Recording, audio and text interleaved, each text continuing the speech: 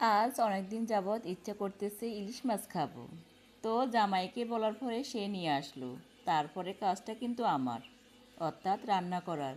সেজন্য প্রথমে আমি ইলিশ মাছগুলোকে হালকা করে ভেজে নিলাম।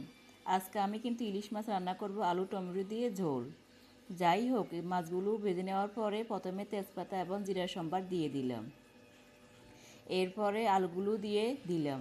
তারপর আলুগুলোর মধ্যে লবণ এবং হলুদ গুঁড়া দিয়ে ভেজে নিলাম। কিছুক্ষণ পরে কেটে রাখা টমেটোগুলো দিয়ে দিলাম।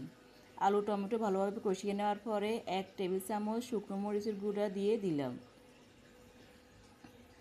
তারপরে কাজটা হলো ভালোভাবে কষিয়ে নিতে হবে। কষানো ভালো মতো হলে এক পর্যায়ে ঝোলের জন্য জল দিয়ে দেব। তারপর আগে থেকে ভেজে রাখা ইলিশ মাছগুলো দিয়ে দেব। এভাবে কিছুক্ষণ রান্না করার পরে তরকারিটা ফুটে উঠলে ধনেপাতা দিয়ে নামিয়ে ফেলবো। আজকে আমার আলু টমেটো দিয়ে ইলিশ মাছের ঝোল। আর আমার রান্নাটা কেমন লেগেছে অবশ্যই জানাতে ভুলবেন না।